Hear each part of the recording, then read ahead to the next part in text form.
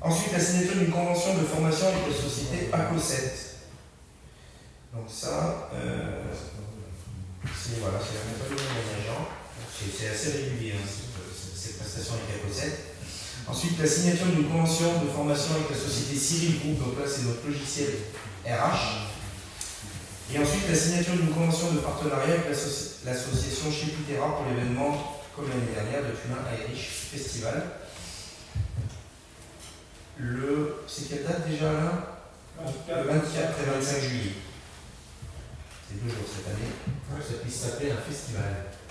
Non, c'est pas un festival, ça sera pas sur 2 jours. C'est surtout pour prendre des subventions. Oui, mais voilà, il faut que ça soit un vrai festival. Et ensuite, donc, le tarif des accueils périscolaires applicable à l'école publique de Tunin à compter de la rentrée 2025. Là aussi, il y a eu une petite modification des tarifs pour la rentrée. Alors, c'est vraiment à la marge, hein, parce qu'on est sur un Philippe, on avait, je crois que c'était 5 centimes pour le périscolaire, 10 centimes pour le repas et 30 centimes pour le repas, ce qui fait une augmentation de 1,70 € pour quelqu'un qui prendrait la totale sur la semaine. Et en pourcentage? En pourcentage sur le repas, ça faisait de 3%. Ça dépend. Et après, plus on montait sur le quotient, plus le pourcentage était diminué, puisque les tarifs, plus on monte dans le quotient, plus ils sont forts. Donc du coup, comme c'est une augmentation qui est forfaitaire, plus on monte dans le quotient, plus il y a une diminution de l'augmentation du pourcentage. Et donc les gens les moins riches se portent plus. Ah oui, c'était pour éviter l'espèce d'usine à gaz. Mais en même temps, quand on voit 1,70 € sur la semaine pour la totalité des services, je pense qu'on aurait déjà dû augmenter depuis de nombreuses années, parce que là, c'est une augmentation. L'idée, c'est plutôt de lancer une dynamique sur une augmentation un petit peu. Parce que là, nous, les repas, ils ont pris largement les 30 centimes qu'on prend cette année. Hein. Largement depuis le Covid. Tout a augmenté depuis le Covid. Et il n'y aura plus les bus. Il n'y aura plus une partie des bus. C'était la dernière, hein, c'est ça?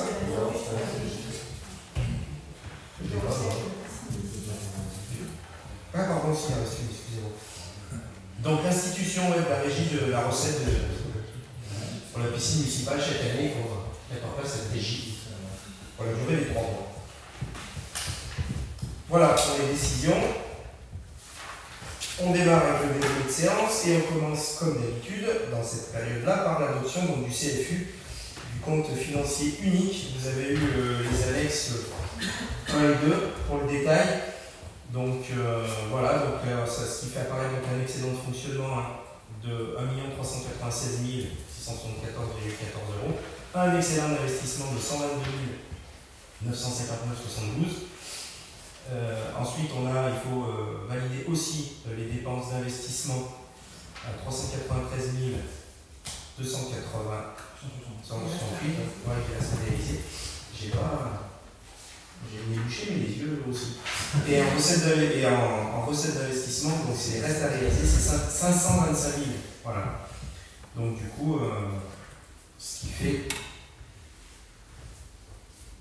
Oui, il faudrait que je m'en aille. Pas très loin. Ouais, moi je peux juste rester pour les questions. Et donc de valider les 1 396 674,14 € en fonctionnement, et donc l'excédent d'investissement est donc de 254 691 €. Donc voilà, il n'y a pas de surprise, on en avait un peu discuté déjà au moment du DOB et tout ça. Donc l'année prochaine, comme je m'étais engagé, Eric, on fera l'inverse. On votera tout ça avant. Alors en plus, il y aura un vrai sujet de calendrier l'année prochaine par rapport aux élections. Ça va être compliqué parce qu'il va falloir faire ça au mois de décembre, janvier. Et franchement, on n'y arrive pas en fait. Parce que cette année, on a essayé, on n'y est pas arrivé. C'est compliqué pour les services de consolider tout ça. On va démarrer très tôt. Oui, ce qu'il y a, c'est que tu n'as pas fini l'année. Il faut démarrer la consolidation avant d'avoir fini l'année. Bon, en tout cas, il faudra qu'on le fasse, donc on verra.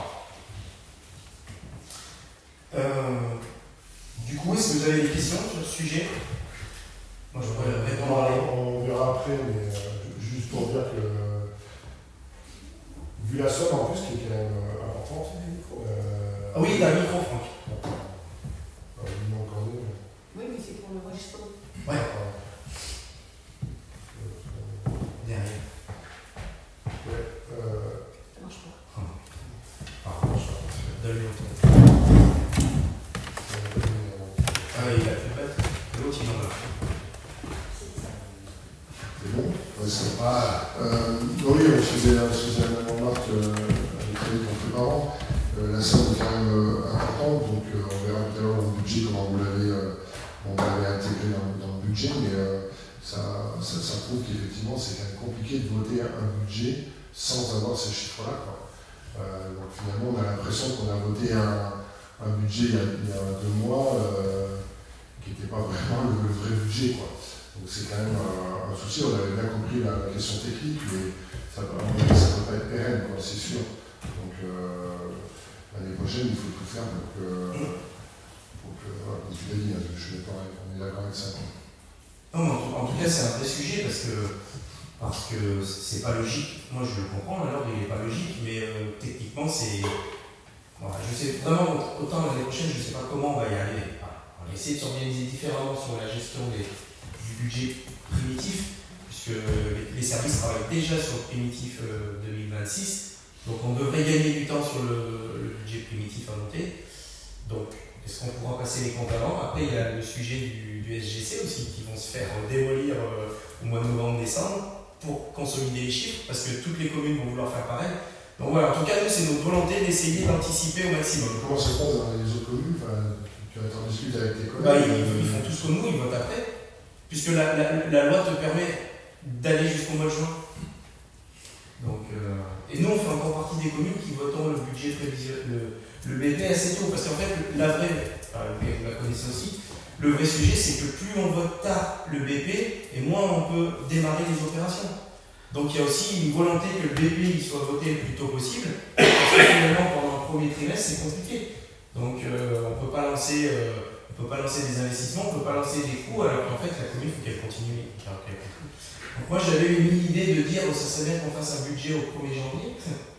Bon, autant dire que c'est pas possible parce qu'il faut commencer le travail au mois d'août. Au Pays Voironnais, ils ont essayé de le faire et du coup ça veut dire qu'il faut travailler les budgets à la rentrée de septembre. Impossible, avec la charge des agents. Voilà, impossible. Donc c'est quand même c'est pas simple, même si le CFU a visiblement apporté un peu de simplification. Du coup, il faut qu'on vote. Ah non, ouais, je crois.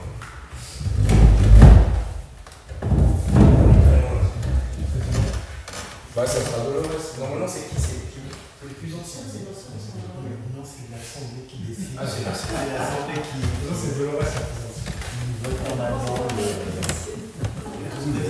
Allez, on peut faire vite. Hein. Moi, je reste. Donc, il est proposé au Conseil municipal d'approuver le compte financier unique 2024 présentant un résultat de clôture de 1 519 633,86 €. Alors, je ne vais peut-être pas vous redire tous les décomptes puisqu'ils ont été exposés par le maire précédemment. De reconnaître la sincérité des restes à réaliser de la section d'investissement tels qu'ils ont été présentés, d'arrêter les résultats définitifs du compte financier unique 2024. Le cumul du résultat d'exécution des reports de l'année N-1 et des restes à réaliser de N+1 de 1 651 365,84 € et d'adopter le compte financier unique 2024. Qui est contre? Qui s'abstient? Donc 3 abstentions. Délibération. Super, merci beaucoup. Ensuite, l'approbation de l'affectation des résultats. Donc vous avez le tableau. Est-ce que vous avez des questions sur cette délibération? Pas de questions. Je vous propose qu'on passe au vote. J'ai le droit d'être là. Donc, qui est contre? Qui s'abstient? Ok.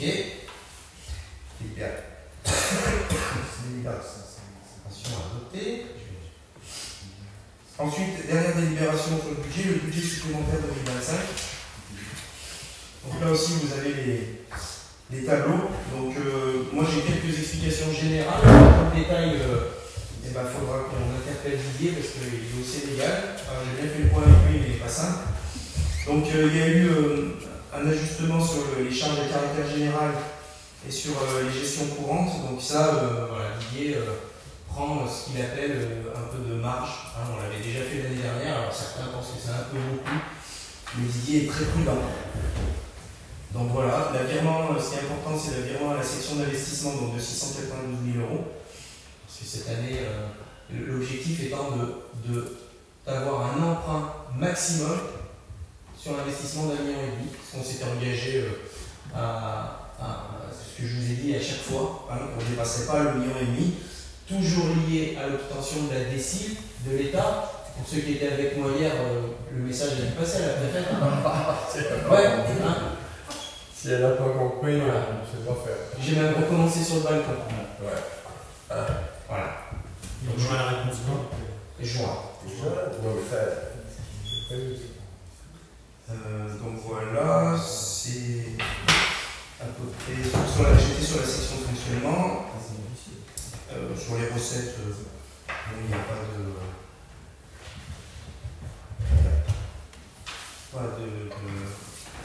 de surprise.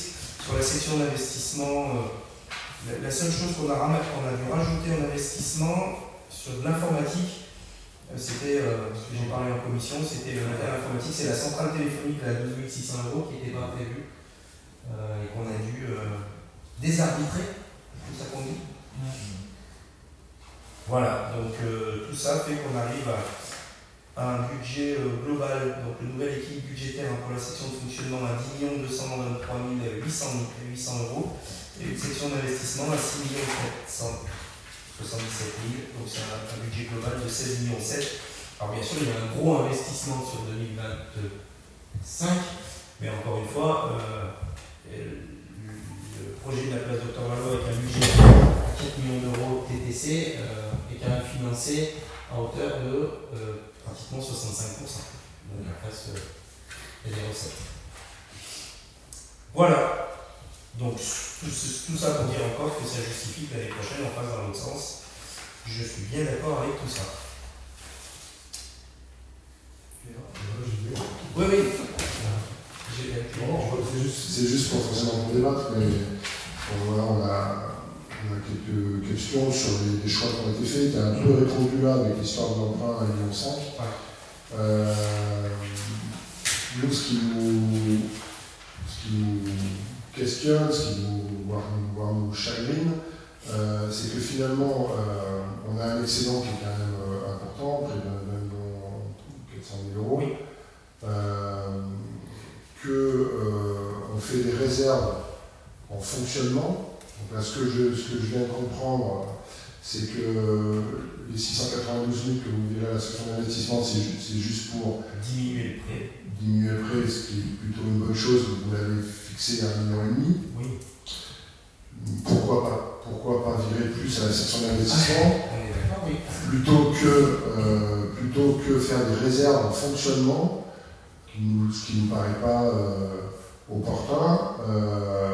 En tout cas, c'est juste mettre des chiffres, voilà, parce que ça ne sera pas dépensé, d'autant plus que quand on regarde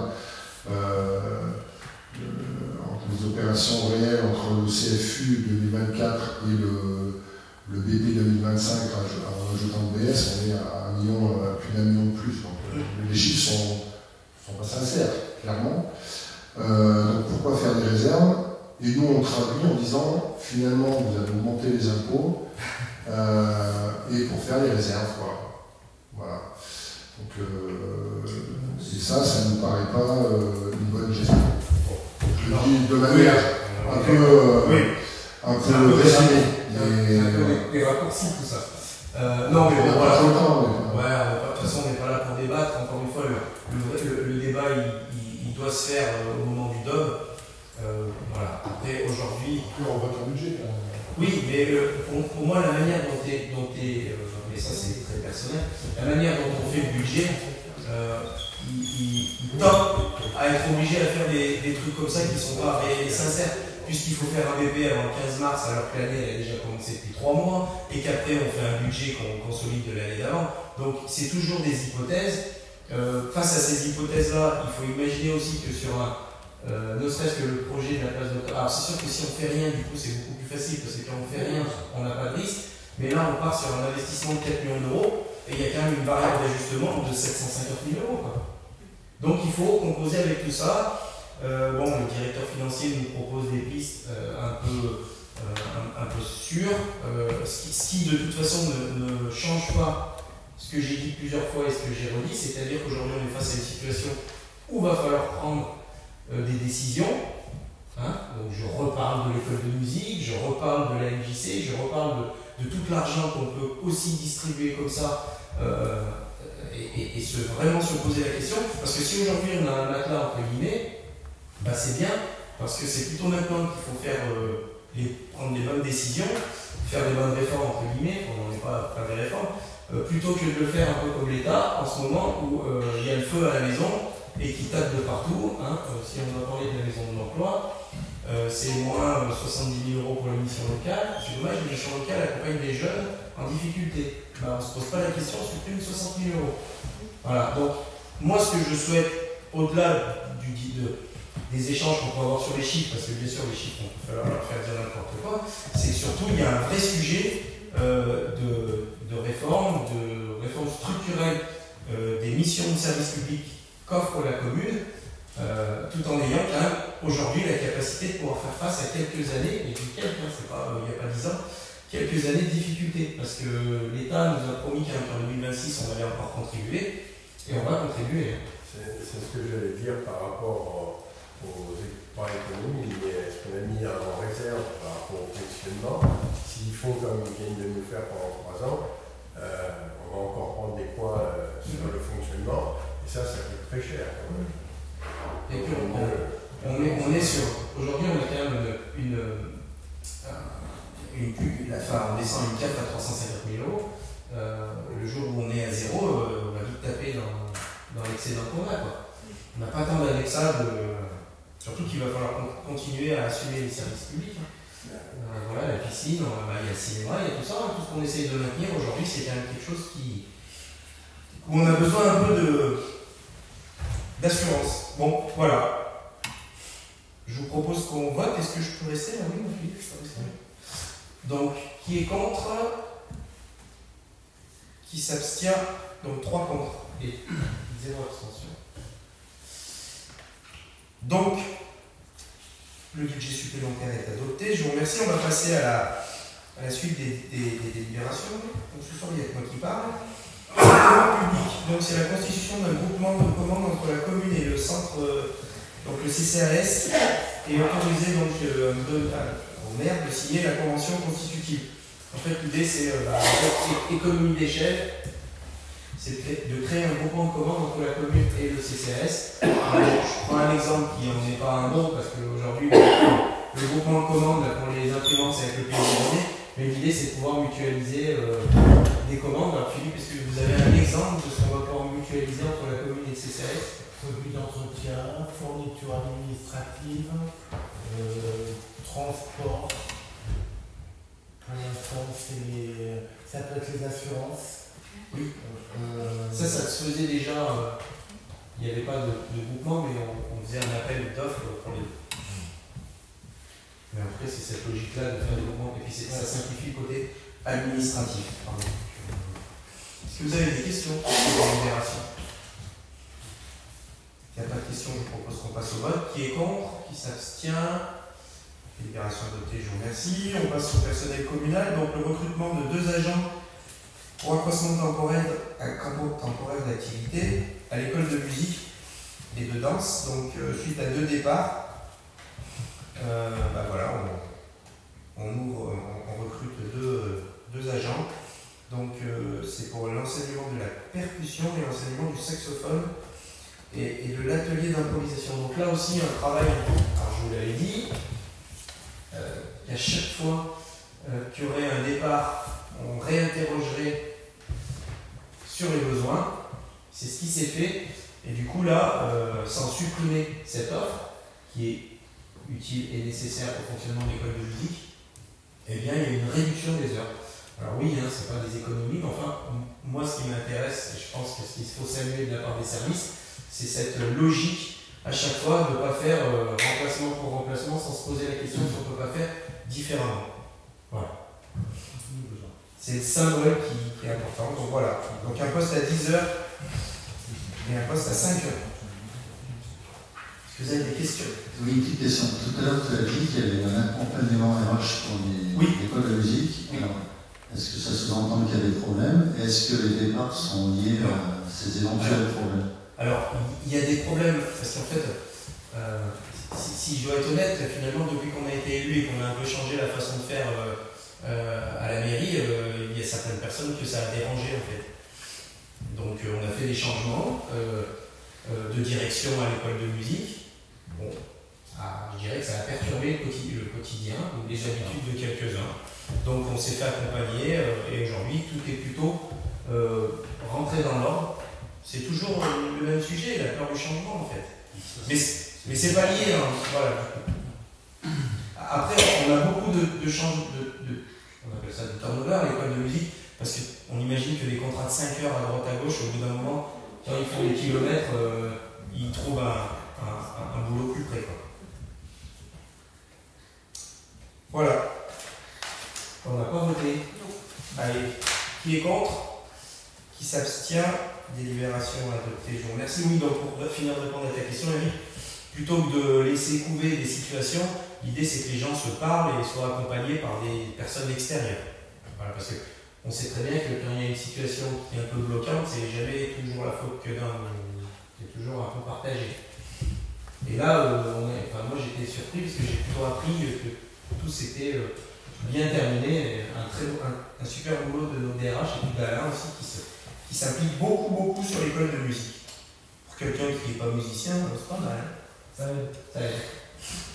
Ensuite, le recrutement d'agents pour un grossement temporaire d'activité, donc pour les temps périscolaires, donc c'est comme chez nous. Alors là aussi, les services sont de plus en plus forts, parce que d'habitude, on vote ça fin juin, et là, dès fin mai, le planning de rentrée est prêt. Et là aussi, je tiens à saluer mesdames, messieurs les élus, quand vous croiserez le service périscolaire, de les féliciter du travail, parce que c'est un service qui est très compliqué. Il y a au moins toujours 2 ou 3 arrêts chaque matin, c'est ça, Philippe?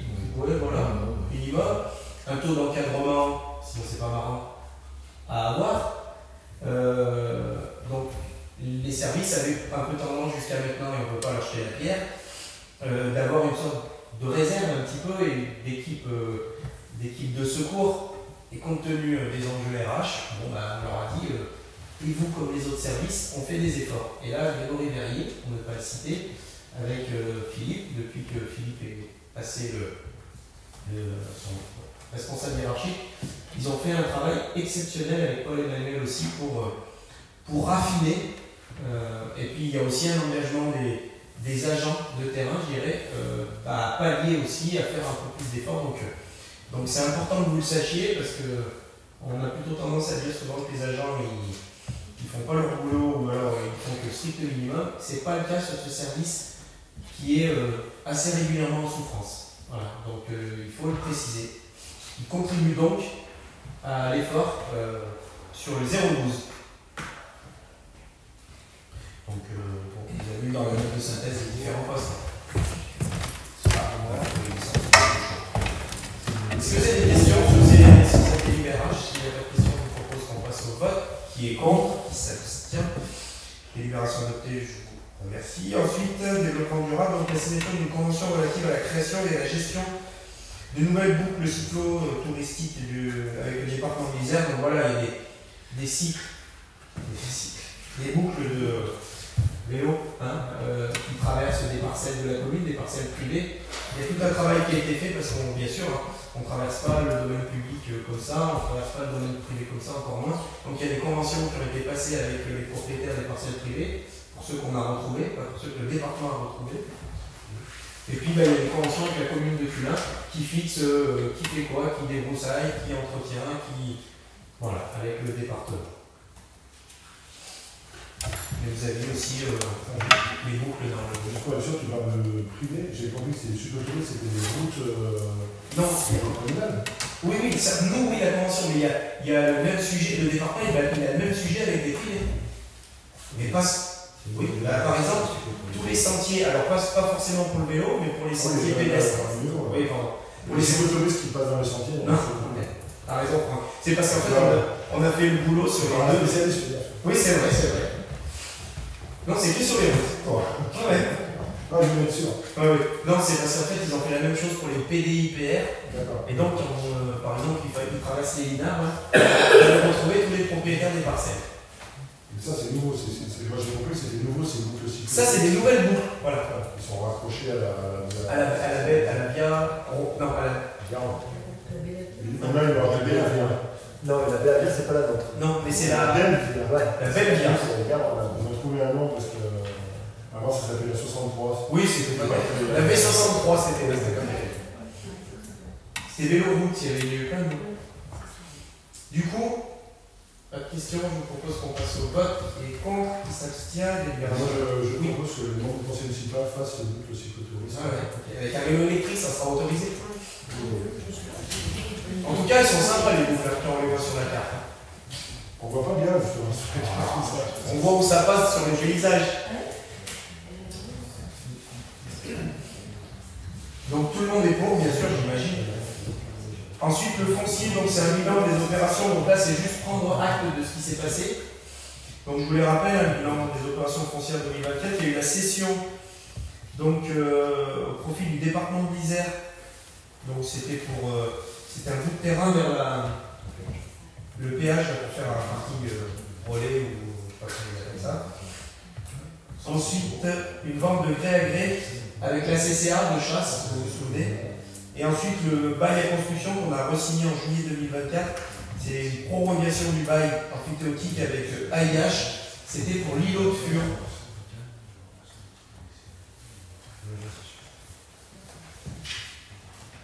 Donc c'est juste de prendre acte, visiblement, il n'y a pas de vote. Et ensuite, pour terminer, c'est le même principe, c'est une prolongation de bail à construction, donc toujours avec AIH, qui est donc l'échéance était fixée au 27 février 2044, dans le cadre donc, des travaux d'amélioration de la résidence du luxe. Pour être sûr qu'ils ne font pas les travaux et qu'après on dise pas merci pour les travaux, vous êtes bien gentils, on ne prolonge pas le bail. Ils nous demandent de prolonger le bail pour qu'ils puissent amortir les travaux. Jusqu'en 2056, exactement. Ils garantissent qu'on ne les met pas dehors une fois qu'on a fait, qu'on ne proroge pas le bail, et qu'ils ne font pas les travaux pour un autre bailleur, par exemple. On n'attend pas qu'ils fassent les travaux. Bon, ils ont posé les PD, tout est. Ça va Ils ont reçu l'ensemble des habitants. Ouais, puis ils ont même dit aux habitants. Non, on a fait une réunion. Oui. Mais là, c'est on a pu leur dire. On n'a pas. Non, c'est bon. Voilà, des questions sur cette délib. S'il n'y a pas de questions, je propose qu'on passe au vote. Qui est contre, qui s'abstient, délibération adoptée, je vous remercie. Voilà, on est arrivé au bout. Il n'y avait pas beaucoup de délib. Tout était dans la même commission d'ailleurs. Est-ce que vous avez des questions? Pendant la commission ressources, elle a eu lieu ou pas? Oui. Les convocations.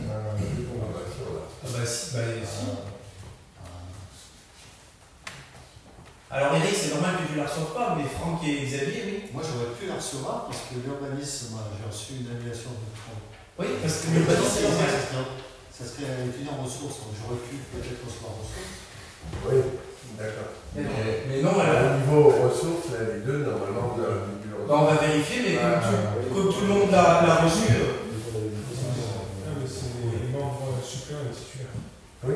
Non, mais Eric, il dit parce que comme ça, le point était passé chez nous. L'urbanisme, j'ai reçu. Ça, c'est des travaux. Animation, on n'a pas reçu.